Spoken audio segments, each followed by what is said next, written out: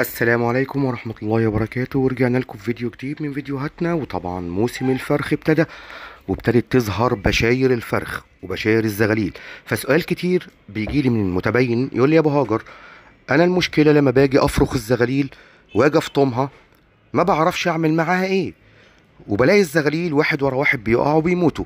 طيب اكيد في اسباب للكلام ده. طيب نمرة واحد، لو انت عاوز تشتغل مع الزغاليل صح وتفطمهم فطام صحيح، عمر الفطام من 30 ل 35 يوم. تمام. والافضل تعمل مسطبه تكون كبيره تعزل فيها الزغاليل. تمام كده. وعادي ممكن تحط في المسطبه 10 زغاليل، هتلاقيهم هما بياكلوا بعض. هتقول لي اصل في زغاليل مش عايز تاكل. لا يا فندم، ما يصعبوش عليك، حط الاكل.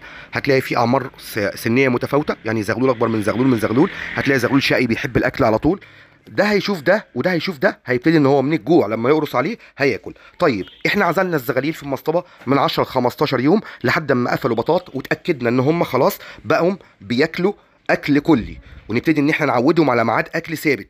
طيب ايه الخطوه اللي بعد كده يا ابو هاجر؟ الخطوه اللي بعد كده يا فندم، الافضل بالنسبه لي انك انت تعمل لفت تشبيب. يعني ايه لفت تشبيب؟ اللفت التشبيب ده بيكون بيخش له شمس، ودي مهمه جدا. الشمس عشان تشوف حجم الزغاليل وصحه الزغاليل وريش الزغاليل ومناعتهم تبقى عاليه، لازم يكون في شمس.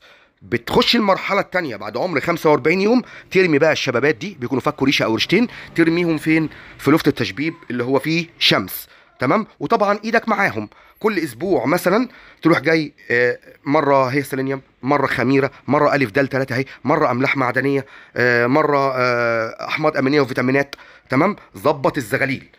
وما تنساش الشمس مهمه جدا، وخليك هادي كده وراسي، واهم شيء كل فنضيفه وخد بالك النظافه مره في الاسبوع.